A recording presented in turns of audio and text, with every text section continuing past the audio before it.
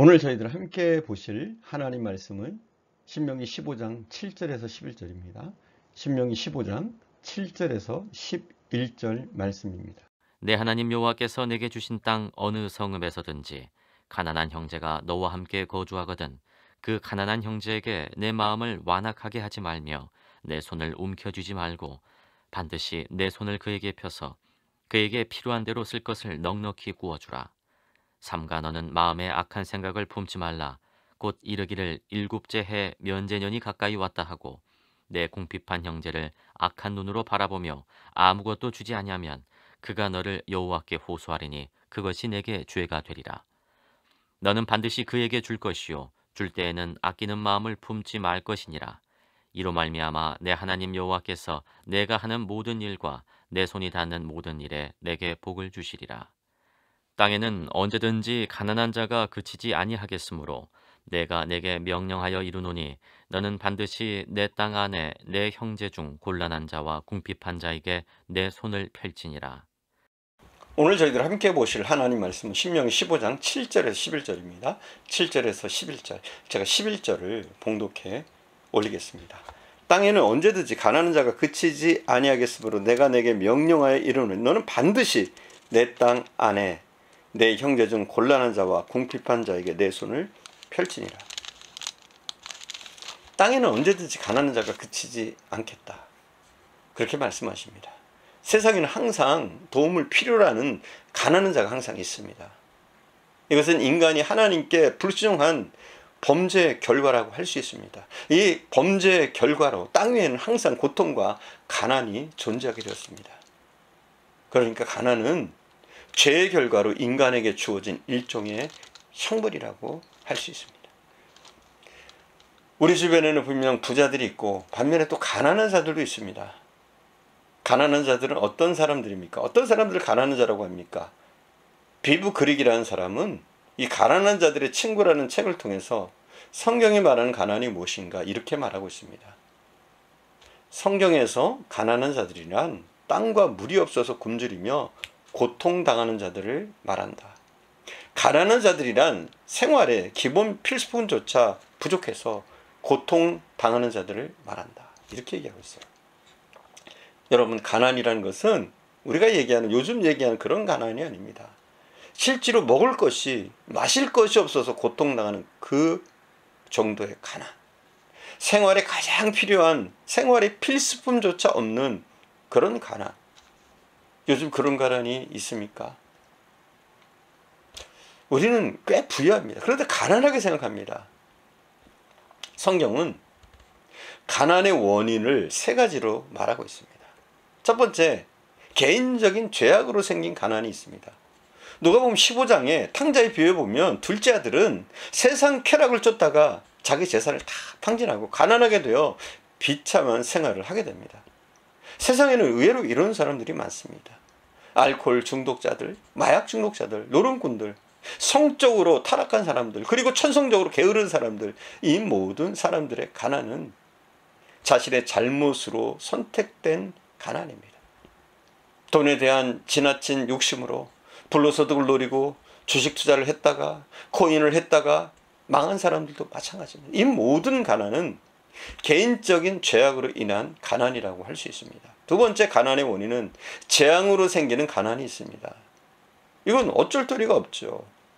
구약의 룻은 남편이 죽고 나서 과부가 돼서 어쩔 수 없이 가난하게 되었습니다.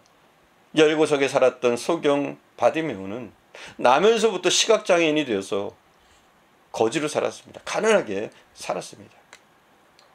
그리고 홍수와 가뭄과 같은 천재지변으로 재앙으로 가난하게 된 사람들이 있습니다. 그리고 전쟁으로 가난하게 되는 경우도 있습니다. 오늘날 인종적 갈등, 종교적인 대리, 부족 간의 적대감 등으로 지구상 곳곳에서 아직도 전쟁이 일어나고 있습니다. 전쟁이 그칠 날이 없습니다.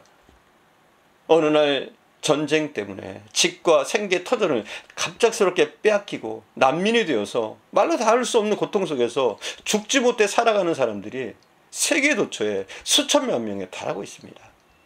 그리고 또한 다른 재난이 있습니다. IMF와 같은 국가적인 경제 위기입니다.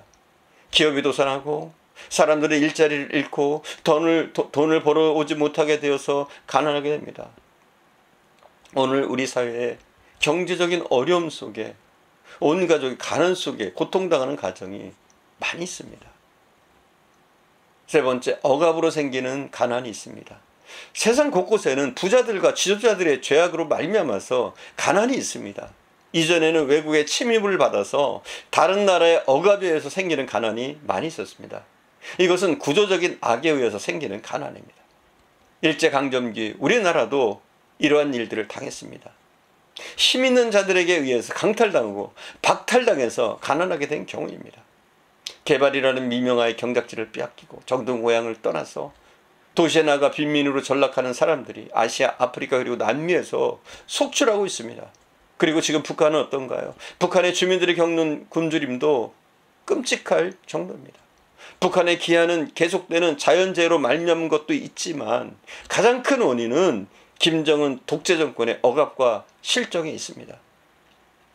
세계가 인도적인 차원에서 굶주림으로 고통받는 북한 사람들을 도우려고 노력하고 있습니다. 그러나 북한 공산 정권은 오히려 이러한 선한 의도를 공산 독재 정권을 유지하려는 한 방편으로 삼고자 악용하고 있습니다.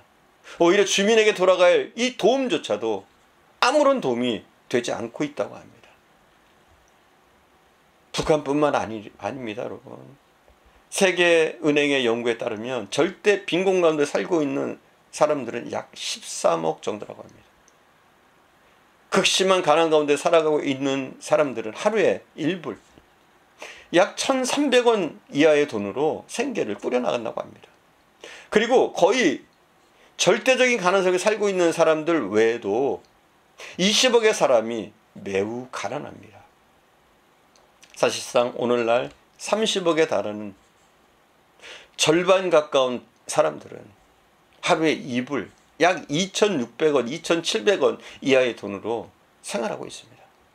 그리고 매일 3만 4천 명의 어린이들이 굶주림과 질병으로 죽어갑니다. 따라서 성경은 우리에게 이렇게 말합니다. 땅에는 언제든지 가난한 자들이 그치지 아니하겠으므로 내가 내게 명하여 이르노니 너는 내 주변에 내 형제 곤란한 자와 궁핍한 자에게 내 손을 펼치라.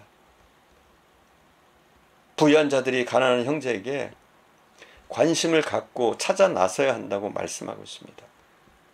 혹시 가난하여 도움을 필요로 하는 사람이 없을까 하고 좀 능동적으로 찾아다녀야 한다는 겁니다. 이것이 성경적인 가르침입니다.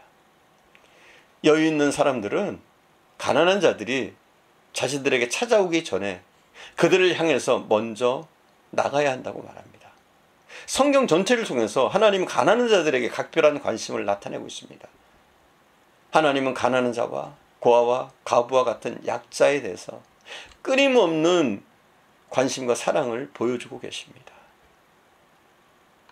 하나님이 관심 갖고 계십니다. 우리 주님이 관심 갖고 계십니다. 그러므로 하나님께서 관심 가지고 계신 이 일에 우리도 당연히 관심을 가져야 합니다. 사랑하는 여러분, 우리 주위에 강도 만난 이웃과 같은 천재지변 때문에 때로는 억압 때문에 궁핍한 자가 없나요? 만약 구제 대상을 발견했다면 우리는 당연히 그들을 도와야 합니다.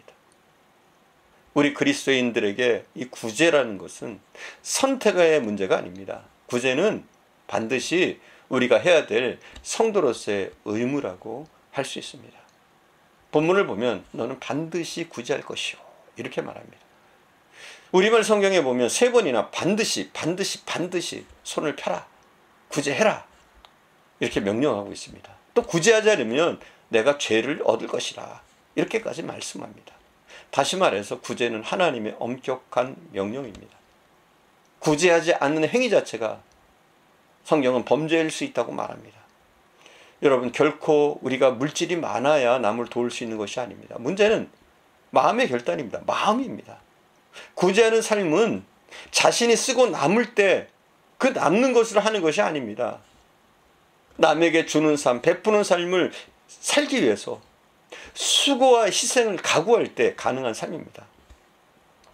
가난한 형제에게 우리의 손을 펴기 위해서는 자신은 검소하게 살면서 또 절제하면서 살아야 합니다.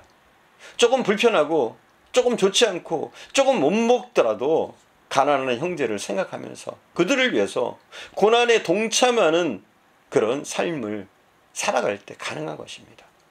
우리 주님이 그러셨습니다. 주님은 부요하신 자로 우리를 위해서 자원해서 가난하게 되셨습니다.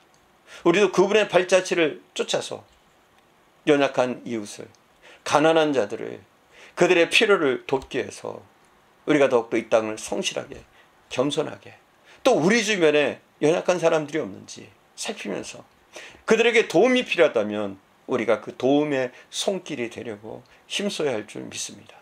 기도하겠습니다. 사랑하는 주님, 때로는 이 땅에 우리의 죄악으로 인해서, 인간의 죄악으로 인해서 가난한 자들이 끊이지 않습니다. 가난은 우리의 탐욕 때문, 또 가진 자들의 횡포 때문일 때도 있습니다. 또한 천재지면 때문일 때도 있습니다.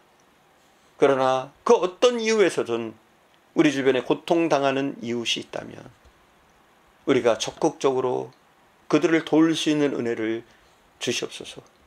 그들이 우리에게 찾아오기 이전에 우리가 그들의 가난을 살피고 그들의 불편함을 살피고 그들의 고통을 헤아릴 수 있는 은혜를 주시옵소서.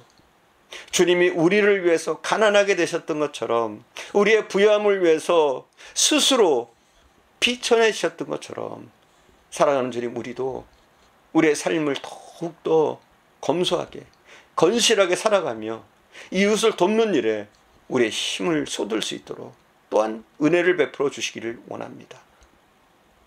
주님 함께 하실 것을 믿사옵고 우리 구주 예수님의 이름으로 기도드립니다. 아멘.